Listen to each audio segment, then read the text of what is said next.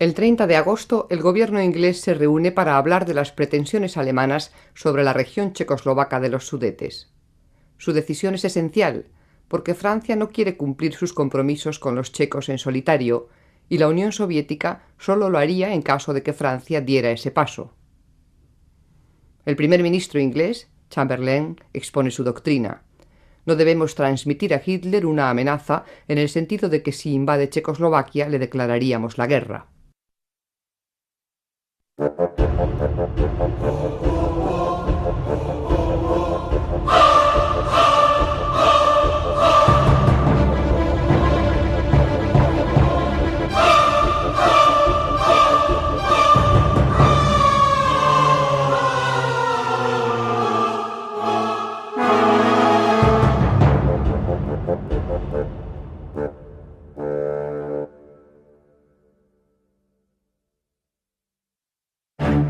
Un mes después de iniciada la batalla del Ebro, Franco hace una constatación.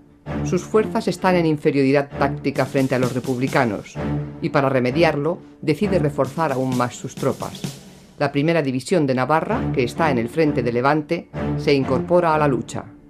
Sus fuerzas serán a partir de ahora 8 divisiones, más de 300 baterías, más de 500 aviones y un centenar de tanques. La nueva ofensiva trata de ocupar la Sierra de Cavalls, arrebatándoles a los republicanos sus excelentes observatorios y puestos de tiro en esa zona, y avanzar hacia la venta de Camposines, tomando Corbera.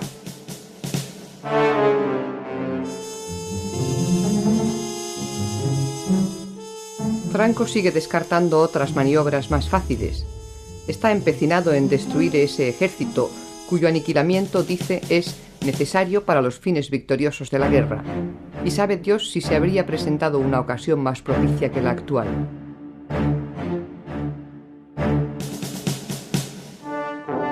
El 3 de septiembre, la primera división de Navarra se prepara para atacar por el lado derecho del frente la Sierra de Laval. 3 divisiones más la acompañarán, una por el centro y 2 por la izquierda. El ablandamiento artillero, en el que se emplean más de 300 piezas, comienza. Es un despliegue que solo tiene parangón con algunas de las más famosas batallas de la Primera Guerra Mundial. Otro bombardeo, allí teníamos un refugio y me quedé a la entrada, no me gustaba esconderme al final. Y ten en cuenta que al tirar las bombas te quedaba sin aire, sin oxígeno, un momento, y era que la explosión, pues,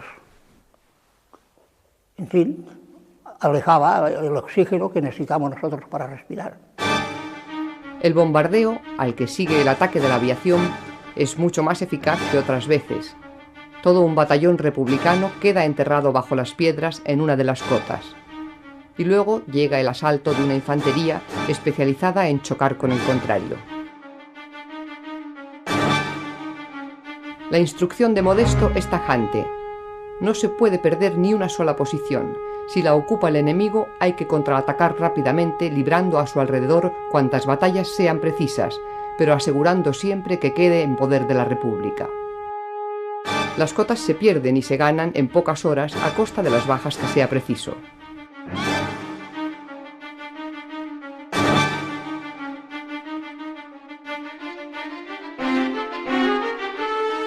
Las divisiones franquistas tienen Corbera a su alcance y la impresión de sus generales es muy optimista. Y ese optimismo se acrecienta cuando, tras una lucha feroz, los legionarios de la 18 Bandera toman Corbera a costa de perder un centenar de hombres.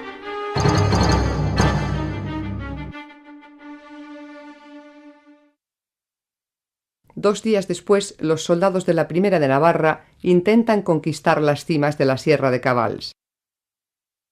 Pero al no conseguir desbordar a los republicanos por la izquierda, los hombres de García Baliño que se adentran por el centro se ven envueltos por un mortal fuego cruzado. No les queda otro remedio que desistir y poner el énfasis en la Sierra de Laval, donde las cotas son mucho más bajas. El general Rojo le cuenta a su amigo, el general Matallana, que es urgente que el ejército de Levante haga lo imposible por ayudarles. un ataque por la zona de la costa o uno en la zona del Bajo Segre podría aliviar la presión. Pedro Mateo Merino ha sido destinado a la recolección de una cosecha en peligro. En su unidad no ha habido ningún brote epidémico ni casos de malnutrición graves. Ahora, gracias a las frutas y legumbres que recogen en la huerta de Mora de Ebro, espera que no les falten las vitaminas que no contienen los alimentos secos y en conserva que les envía Intendencia. Rojo está también disgustado con su aviación.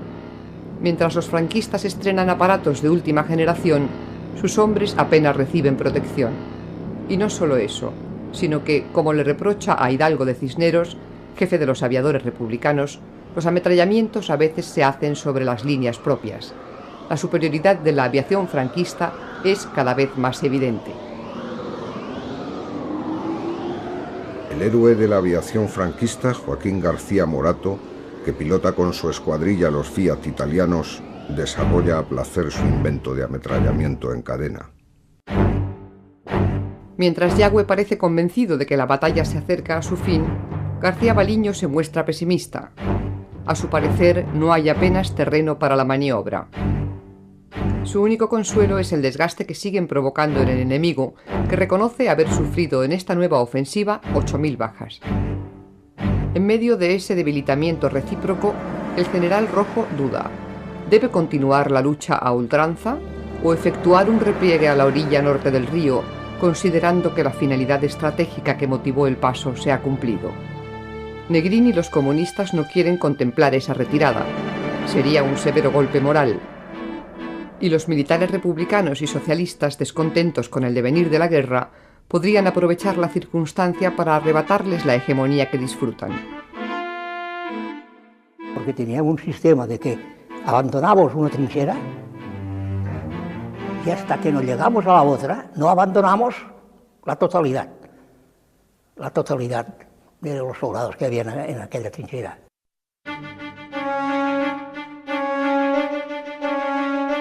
Aunque los mandos franquistas dan la ofensiva por fracasada, los combates por las cotas de Cabals prosiguen furiosamente.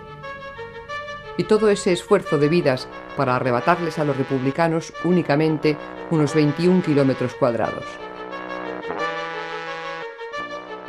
Yo nunca pensé salir vivo de allí.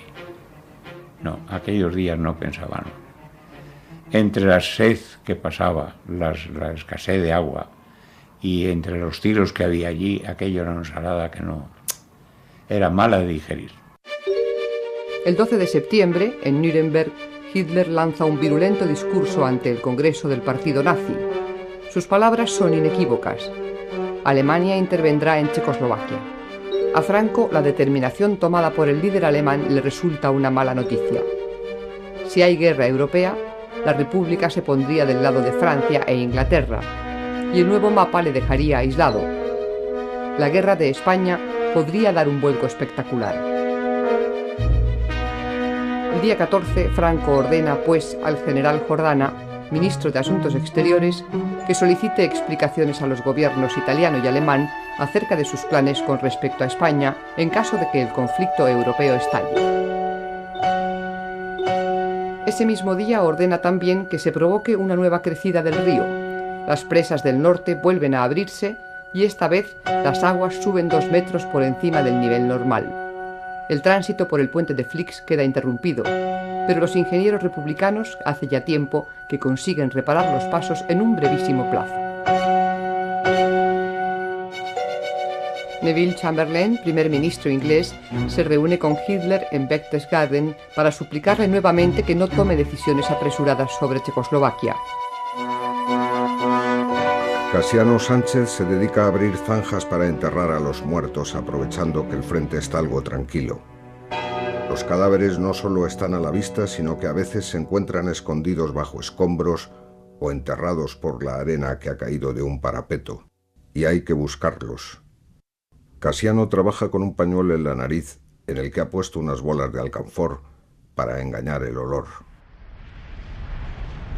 Franco ha preparado la quinta contraofensiva, por la que insiste en perseverar en la que se dio por fracasada hace una semana, apoderarse del nudo de Camposines y ensanchar y profundizar la zona de avance, La única modificación es que va a incrementar el número de sus fuerzas más pegadas a la Sierra de Cabals.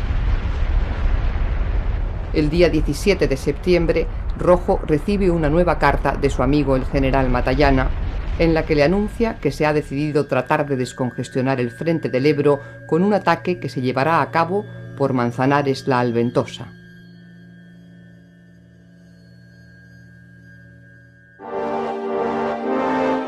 Un día después, en Londres, se reúnen el primer ministro inglés, Chamberlain, y su ministro de Asuntos Exteriores, Lord Halifax, con sus homólogos franceses, Daladier y Bonnet. Les urge tomar una determinación sobre el asunto de Checoslovaquia que no encolerice a Hitler. Mientras esa reunión tiene lugar, García Baliño comienza a primera hora de la mañana el consabido bombardeo. La cota 496, donde está la división internacional que manda Hans Kahle, sufre la preparación artillera más larga y mortífera de toda la batalla del Ebro, desde las 6 de la mañana hasta la 1 de la tarde.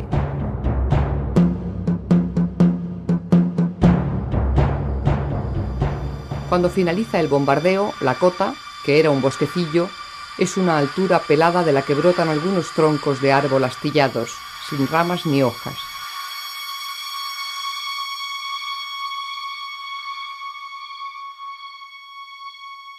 Terminó el bombardeo allí, los pinos que había encima de la montaña aquella, todos estaban a pique. Y un bombardeo son malos. Y en ese momento comienzan el asalto 2 tabores de moros de Melilla. Yo veía que antes de entrar en combate, sobre todo cuando íbamos en camiones, se ponía a cantar una canción monótona que a mí me ponía los pelos de punta, no sabía lo que era. Y cada vez que íbamos en combate los tíos, yo luego me enteré, lo que cantan es unas suras del Corán en donde se pide que el guerrero que va a morir vaya al paraíso. Los internacionales sienten pánico ante esas tropas, de las que se cuenta que abren el vientre de los enemigos para llenarlo de piedras y que les cortan los genitales y los meten en la boca. Los moros avanzan limpiando las trincheras con bombas de mano cada 10 metros. Es una oleada imparable y tomarán la cota. Me hice daño en los codos y en la rodilla, y en aquel momento entró un señor, un enemigo en la puerta, y claro, me distinguió por detrás que estaba la claraboya de por donde había entrado. Pero el hombre me disparó un tiro a la cabeza en lugar de tirarme al cuerpo. Yo desde el suelo, yo generalmente ni sacaba la pistola cuando operaba, pero ahí, porque era de noche generalmente, pero ahí la llevaba en la mano, le disparé 3 tiros y era la única persona que he tenido que matar, y él al mismo tiempo avanzó para pincharme con la ametralladora que tenía rusa, y no me pinchó porque el pobre cayó, pero si no me pasa como a un pollo, vamos.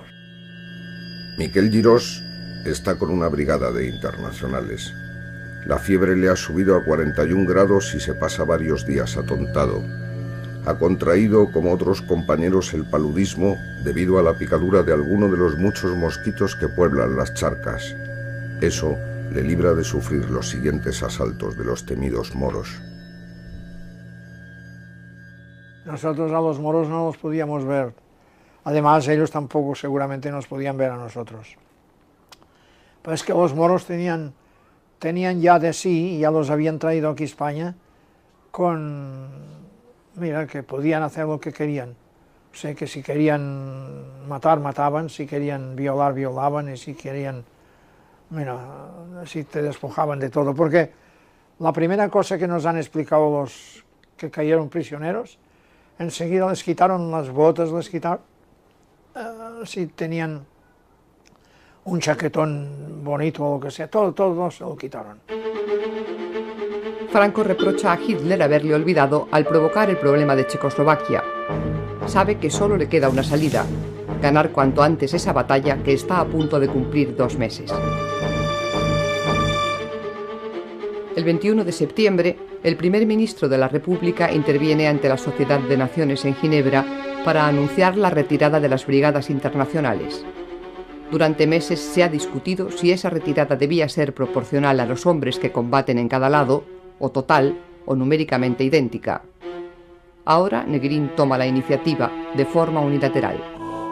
El general Rojo sabe desde hace días que los internacionales se van, pero no le preocupa en exceso su marcha porque ya no significan mucho desde el punto de vista numérico. Lo que sí le inquieta es la incorporación de nuevos reemplazos. Las levas en Cataluña están agotadas. La ofensiva que se inició en Levante no marcha bien y el general Vicente Rojo teme que se cumplan sus peores temores, que ese ataque se quede en un amago y lo del Ebro empeore por falta de expectativas de ruptura en otros frentes. En la Terra Alta ha comenzado el otoño y con él las lluvias.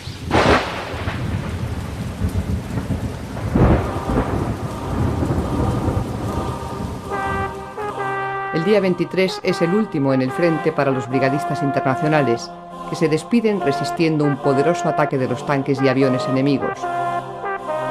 Muchos perecen en ese adiós. Solo en el batallón inglés hay más de 40 muertos. Alva Bessie, el guionista americano que está encuadrado en la Lincoln, recordará siempre estos combates como los más duros que ha vivido, y así lo escribe en su diario. La tercera compañía, mandada por Bill Wheeler, ha sido atacada por 3 sitios a la vez. Algunos hombres de la 11 División que estaban mezclados con ellos han levantado una bandera blanca. Tom Page ha matado a 2 de ellos. Hemos perdido casi una compañía.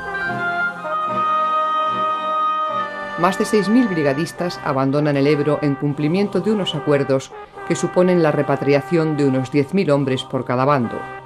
Una repatriación que en el lado franquista de ese frente no se va a hacer notar porque no hay tropas de infantería extranjera, solo de artillería y aviación. Eran internacionales. Luego, al poco tiempo ya empezaron a retirarlos, pero ahí eran internacionales, gente muy buena, gente magnífica. Lo que pasa es que, y además, si no los retiran, claro, son las cosas que han pasado que no son para explicar. Pues yo no sé lo que hubiese pasado, porque era una punta de lanza de la República, las unidades internacionales, gente muy motivada, muchos de ellos tenían experiencia de guerra, y bueno, era gente muy dura. Valentín González, el campesino, vuelve a asumir el mando de su división, la 46, aunque intenta argumentar para evitarlo que no tiene siquiera uniforme de campaña. Al final va a resultar que este hombre, al que temen sus soldados, tiene vocación de emboscado, como muchos comentan. El reestreno de El Campesino no puede ser más catastrófico. Su división no cesa de perder terreno, y, mientras sus fuerzas retroceden, él está lejos del frente, con un ataque de miedo, según Lister, que le destituye. Ni Modesto ni Tagüeña le compadecen. También ellos le consideran un cobarde. Campesino era un pirao y además no era ni valiente, era un exaltado y el campesino es otra cosa, ¿verdad? Entre ellos mismos está desacreditado, ¿no? Se marchó a Rusia, lo tuvieron que echar de la Academia Frunze, de donde salió perfectamente instruido Lister. Lister era inteligente, era un cantero, pero era un tío inteligente. Muy duros, bueno, muy duros, es que no podía ser blandos, si es blando se lo comen. Es el momento de hacer recuento de la ofensiva. 23.000 bajas en el lado franquista y 30.000 en el republicano. La lluvia se adueña de la Terra Alta, y eso, al menos, da un respiro. Los aguaceros impiden la actividad de la aviación y de la artillería, y a nadie se le ocurriría en un frente embarrado utilizar la infantería en solitario. El 27 de septiembre, Chamberlain envía una nota urgente a Mussolini para que medie entre él y Hitler. Los británicos estarían dispuestos a aceptar que los nazis entren en los Sudetes. Manuel Azaña, el presidente de la República, ya no es el hombre deprimido de las últimas semanas. La situación europea le lleva a considerar evidente la conversión de nuestra guerra particular en un capítulo de la más amplia que va a desarrollarse. Hitler convoca a los presidentes francés, británico e italiano a reunirse con él en Múnich el día 29. Ni los checoslovacos ni los rusos son invitados a esa conferencia. Cuando termina el agotador encuentro, el dictador nazi sale eufórico. Todos han aceptado las condiciones que ha impuesto. Los alemanes entrarán en Checoslovaquia. Aún encuentra tiempo Chamberlain para reunirse con Hitler al día siguiente. Los ingleses quieren sondear al dictador alemán sobre la posibilidad de presionar al caudillo para que acepte una paz negociada. Hitler responde con una gran carcajada. La carcajada de Hitler representa el fin de la República Española y el fin de la esperanza de Manuel Azaña en conseguir convencer a las potencias democráticas de que la primera batalla de la guerra europea se va a perder si ingleses y franceses dejan solos a los republicanos. Checoslovaquia, la única democracia de Europa Central amiga de la República Española, ha sido traicionada. El general checo Siroví exclama: «Hemos sido abandonados, estamos solos. La República también está ahora sola». Rojo recibe una segunda mala noticia. La ofensiva republicana de Levante se ha estabilizado definitivamente. Franco celebra el segundo aniversario de su nombramiento como jefe del alzamiento y hace un discurso encendido ante las noticias de Alemania. Batalla de Múnich, con su victoria de la paz, podemos llamar a la que acaba de librarse en tierras germánicas, en la que la política de sinceridad de los hombres de Estado triunfó sobre las maquinaciones y amenazas bolcheviques. Por ello, el triunfo de la verdad y la justicia sonaron a cantos fúnebres en el Campo Rojo. En el Ebro las lluvias han cesado. El fuerte temporal, que ha azotado toda la Terra Alta como para establecer un compás de espera mientras se despejaba el panorama internacional, se aleja. Es hora de recomenzar los combates.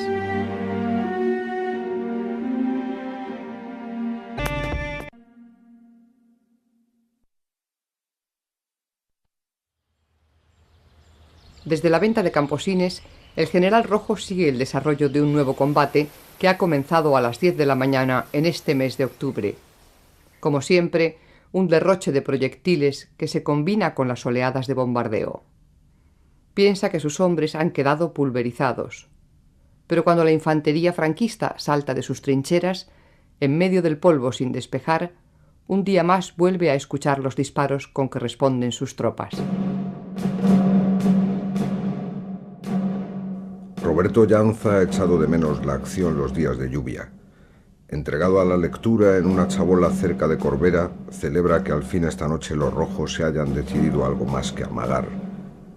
El combate solo dura 2 horas, en medio de una gran oscuridad, y es con bombas de mano y cuerpo a cuerpo, una técnica con la que han recuperado muchas posiciones perdidas. La especialidad era la noche. Yo por eso, la oscuridad y la noche, yo ya nunca tengo recelo. La noche es para todos, y si sabes moverte en ella, tienes ventaja. O sea que, a mí, la oscuridad ha sido mi salvación. Yo vivo por la oscuridad. Yo no desenfundaba ni la pistola, yo iba al asunto, ¿no? A mover mi gente, ¿no? El día 15, en Cádiz, el general Queipo de Llano preside la ceremonia de despedida de los 10.000 legionarios italianos evacuados para cumplir con los acuerdos de la Sociedad de Naciones. Quedan en España unos 30.000 italianos más y dejan atrás casi unos 4.000 muertos. 2 días después, en Montserrat, los representantes de los brigadistas que van a partir son agasajados por Juan Negrín. Cuando vengan días mejores a nuestro país, les dice el presidente del gobierno, España os acogerá como los mejores de sus hijos. No sois extranjeros, habéis adquirido el derecho a ser considerados ciudadanos españoles.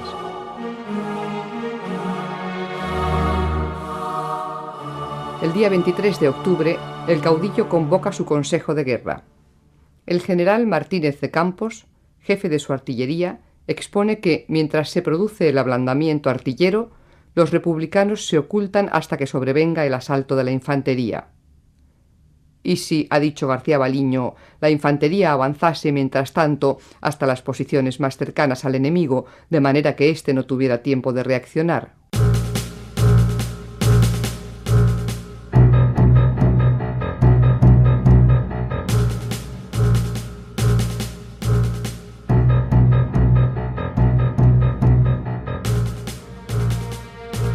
La nueva maniobra va a consistir en entretener a los republicanos en todo el frente, comprendido entre Fayón y la venta de Camposines, mientras la operación principal se llevará a cabo en el flanco derecho mediante dos ataques, uno sobre la Sierra de Cabals y otro, secundario, sobre la de Pàndols.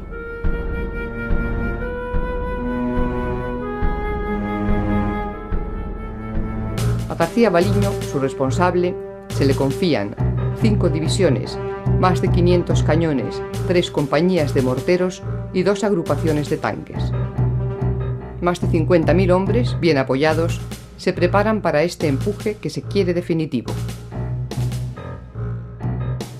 La falta de víveres se hace notar en algunas unidades. Unos soldados no tienen que llevarse a la boca y otros, en cambio, no pasan hambre.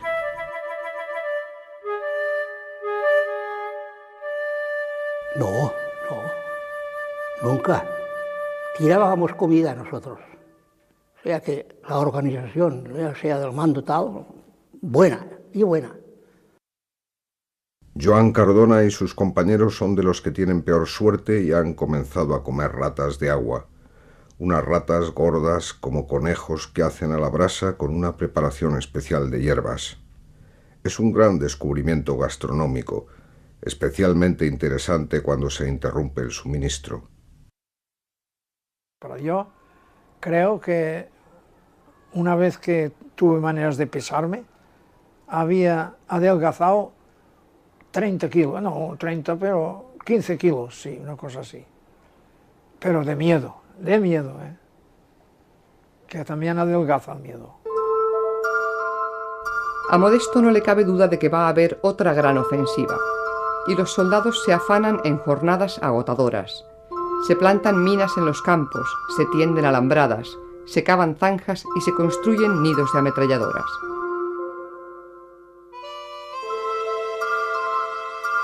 El día 28 Barcelona despide a los brigadistas. Dolores Ibarruri, pasionaria, habla a las mujeres españolas. Cuando los años pasen y las heridas se vayan restañando, hablad a vuestros hijos, habladles de estos hombres de las brigadas internacionales. Contadles cómo lo abandonaron todo, cariño, patria, hogar, fortuna, y vinieron a nosotros a decirnos: aquí estamos, vuestra causa, la causa de España, es nuestra misma causa.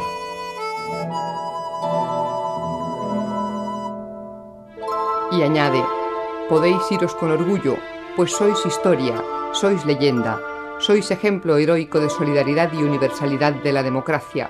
No os olvidaremos, y cuando el olivo de la paz florezca, entrelazado con los laureles de la victoria de la República Española, volved.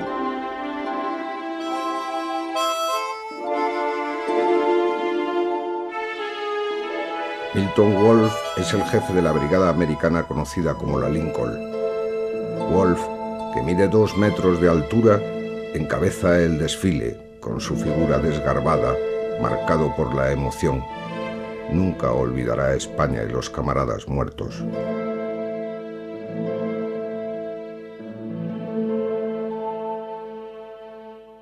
$35.000 voluntarios acudieron un día para ayudar a la República. Ahora quedan menos de 10.000. Por el contrario, en el lado franquista, a los 70.000 mercenarios marroquíes se sumaron 80.000 italianos, casi 20.000 alemanes, 10.000 portugueses y unos 700 irlandeses. Entre los italianos y los españoles que están en el lado franquista no hay buena sintonía. El sargento Antonio Castro nunca ha apreciado su actitud en el combate. Flojos. Nosotros fuimos desde Segovia, o sea que estando desde Segovia nos trasladaron a todo el regimiento en un tren militar a Monreal del Campo, precisamente para cubrir las bajas, o sea, la baja no, el hueco que habían dejado los italianos con lo de Guadalajara. Eso fue lo que hicimos nosotros allí. Faltan unas horas para la gran ofensiva, y Miguel Nieto se entretiene disparando a los perros que merodean por las cercanías de las trincheras. Al principio ladraban sin parar, desquiciados por los sonidos de las bombas. Ahora vagan en jaurías y les disputan a las ratas los cadáveres que están en tierra de nadie o han sido enterrados apresuradamente bajo un palmo de tierra. Ha llegado el día 30, la fecha señalada por Franco para que comience la que espera sea la última ofensiva. Su puesto, desde la primera hora, está en el Col del Moro. Cada batería tiene designado el objetivo a castigar en una fotografía panorámica. El frente que cubren no llega a los 2 kilómetros y hay un cañón cada 7 metros. A las 6 de la mañana todos disparan al tiempo. Lo harán así durante 3 horas. Jesús Latorre es un vasco de Murguía que pertenece a una batería alemana. Dispara un cañón del 88 y hace tiro directo contra las trincheras republicanas. Porque empezaron a escapar ya, nosotros tiramos, entonces el general Yago nos mandó tirar nosotros de Bou a tiro fijo, encima de las trincheras.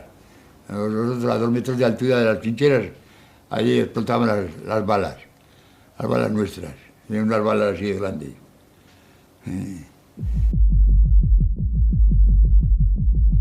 Aventura y Soler y a sus compañeros les despiertan las explosiones. Rápidamente penetran en el refugio excavado en la roca. Tiene 8 metros de profundidad y una sola boca. Enseguida, el refugio se llena de gente. Bajo este fuego, la primera de Navarra salta de sus posiciones para superar a la carrera los 400 metros que le separan de la barranca de Cabals. Allí, a menos de 100 metros de las posiciones enemigas, se detienen y protegen a la espera de que finalice el bombardeo.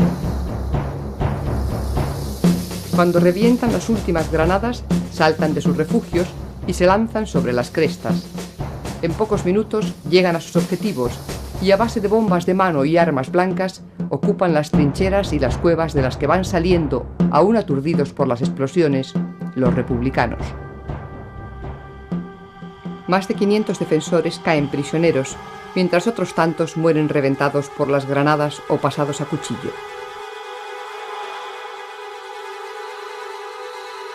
Por eso se metieron en los refugios, lo que nos permitió salir por la llanura donde avanzábamos hacia ellos, y como nos tiraban de la Sierra de Naval, pero era de arriba abajo, pudimos llegar hasta a sus trincheras. Y cuando quisieron reaccionar era tarde ya.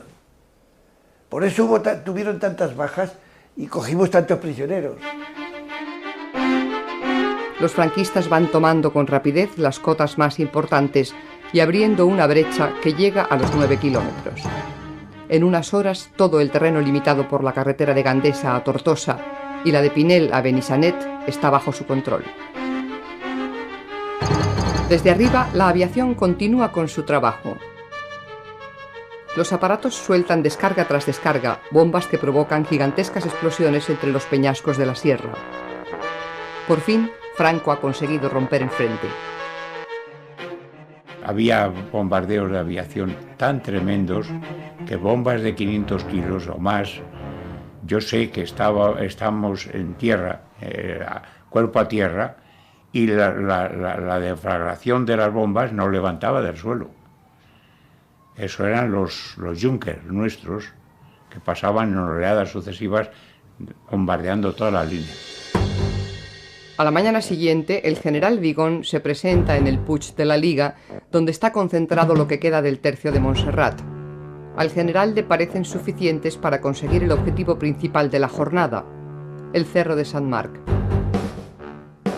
En pocos minutos, los requetés tomarán la cumbre, lo que abre una puerta para descolgarse sobre el Ebro y arrinconar contra el río al enemigo. Pero los republicanos plantan cara con una furia indescriptible.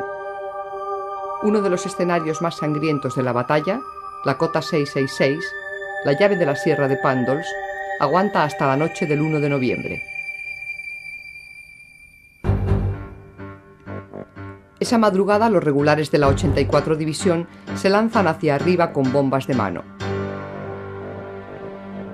Las explosiones secas se unen a los rebotes del sonido cuando las granadas caen por las barrancas, repletas de cadáveres en avanzado estado de putrefacción, y se multiplican los ecos. Y tras las 666 van cayendo las cotas cercanas. La resistencia republicana se desmorona.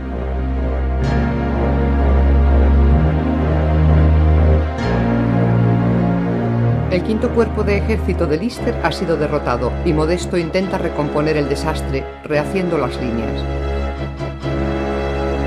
El día 4 los franquistas alcanzan las orillas del Ebro en 2 puntos. Pero el general Fidel Dávila se da cuenta de que el enemigo trata de restablecer su línea entre Camposines y Mora y manda a García Baliño atacar la sierra del Esperles y bajar luego hasta el Ebro sobre la carretera de Camposines para ocupar las márgenes del río entre Mora y Ascó.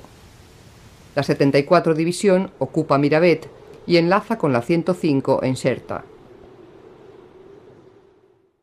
El general Rojo recaba el visto bueno de Negrín para iniciar una operación en el Segre.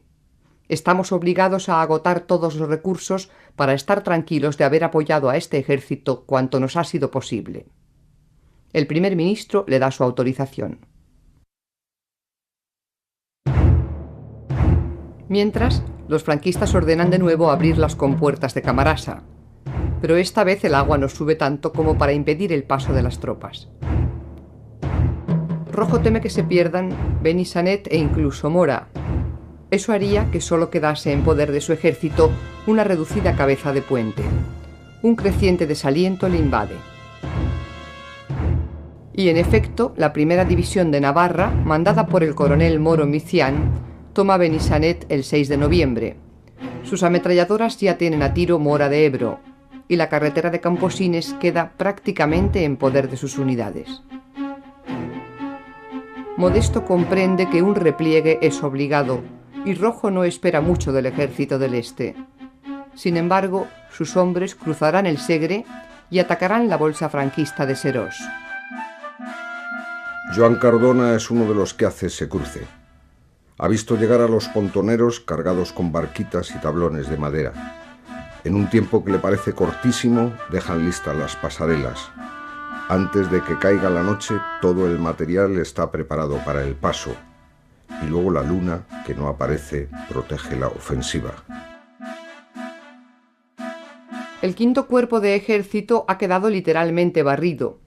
Le corresponde a Manuel Tagüeña hacerse cargo de las tropas y actuar cuanto antes, porque una división franquista ha tomado el vértice de la Picosa y está a punto de caer sobre ellos. Tagüeña ordena que todo el Estado Mayor del quinto cuerpo pase al otro lado del río junto con los restos de 2 divisiones. Tiene que defender una bolsa cada vez más estrecha. Y mientras resiste, debe reorganizar las fuerzas al otro lado del Ebro, que ha de ser rápidamente fortificado. Poco a poco comienza a preparar la demolición de los puntos de paso tan trabajosamente construidos durante más de 3 meses. Gregorio Martínez repasa el río con su brigada. Lo hace por Benifallet. Todos los combatientes están deprimidos. Hay una explosión gigantesca seguida de otras más y un despliegue de chispas que anuncian que ya no hay puente. Gregorio es uno de los muchos que quedan malheridos por la explosión. Joan Cardona ve cómo el empuje de las aguas del Segre se lleva por delante la pasarela por la que cruzaron en Serós y cómo el enemigo les impide la retirada con la aviación. Parece el fin del mundo. Los hombres se encogen en la trinchera mientras contemplan a los que se tiran al río aterrados. Los que no saben nadar se ahogan. Los que saben también, porque la corriente les puede. 10 horas más tarde se hará el silencio. 2 cuerpos de ejército franquistas comienzan el envolvimiento de Camposines. García Baliño teme que se convierta en una cabeza de puente que englobe la sierra y los pueblos de Ribarroja, Flix y Ascó, y que pueda ser defendida desde la otra orilla del río. Así que planifica un ataque de Yagüe por el norte, en dirección a la Fatarella, y otro de las divisiones del Maestrazgo hacia Flix. La fuerte lluvia del día 10 no ha servido sino para retrasar lo inevitable. el envolvimiento definitivo del nudo de Camposines. Las tropas marroquíes rebasan el formidable conjunto de fortificaciones y aniquilan a la guarnición. El día 14, los hombres de la 4ª División ocupan la Fatarella. Es 15 de noviembre, una densa niebla cubre el río, y la vegetación que surge de la bruma tiene el mismo aspecto aterido que los combatientes que se mantienen en la orilla, atentos a cualquier sonido que indique la posible presencia del enemigo.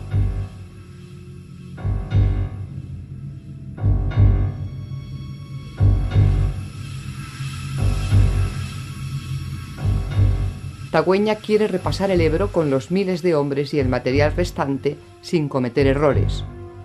A su favor tiene una circunstancia meteorológica, la niebla, una táctica, el enemigo ha perdido contacto con sus vanguardias, y una estratégica, el excelente estado de los principales medios de paso. El puente de hierro de Flix está en perfectas condiciones y hay junto a él varias compuertas. En Ribarroja, Flix y Ascó esperan camufladas 3 pasarelas que pueden tenderse en cuanto llegue la noche. Y además hay una gran concentración de barcas.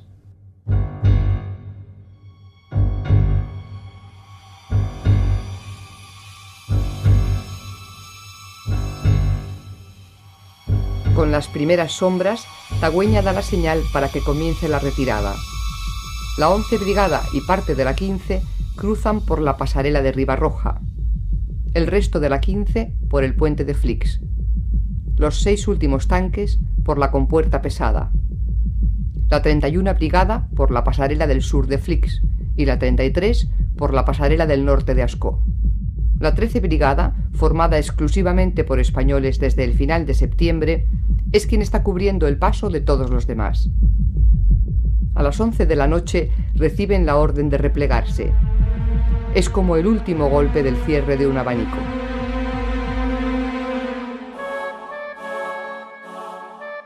Los hombres cruzan el puente de Flix sin apresurar el paso. Saben que son los últimos, los que han cubierto las espaldas de sus compañeros.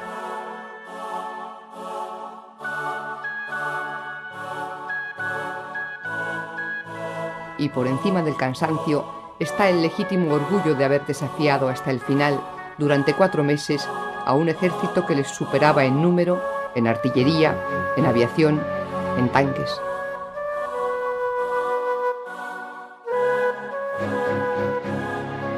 La luna, en cuarto creciente, apenas hace notar su presencia.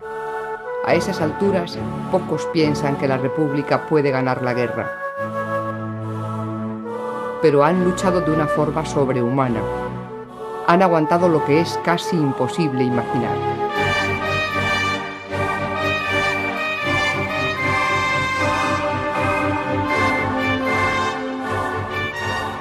Hacia el río no fue una desbandada. La desbandada se produjo una vez se cruzado el río. Además se cruzó el río, las fuerzas empezaron a correr, a tirar los fusiles por las cunetas y cada uno se iba a su casa, ¿sí? Intentaba irse a su casa. Pues hombres derrotados, totalmente derrotados. No hablaban, vamos. Intentaban ganar la otra orilla lo más rápidamente posible, claro. Una vez cruzar la otra orilla es cuando ya tiraban las armas, entonces ya ha habido una desmoralización total. A las 4:30 de la madrugada, los últimos cruzan el puente. 15 minutos después, Tagüeña ordena su voladura.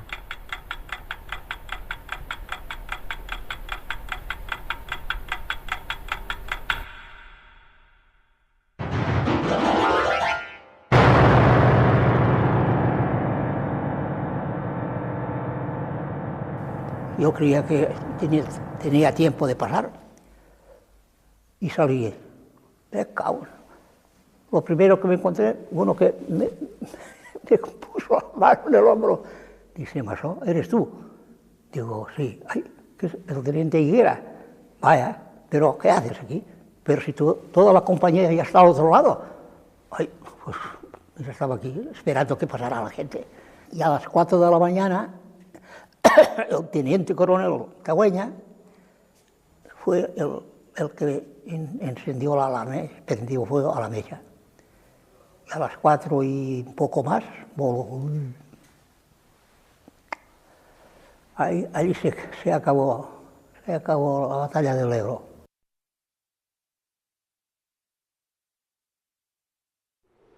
El destino de la República se ha jugado allí, en esa batalla que Rojo comenzó para distraer al enemigo que acosaba a Levante y que Franco convirtió en una cuestión de prestigio. 130.000 hombres de ambos lados han quedado heridos o muertos entre las viñas, los olivos, los picos desnudos, las escarpaduras o las vegas de la Terra Alta. De cuando en cuando, un estampido anuncia que la guerra no ha terminado, pero durante unos días solo se oye el río.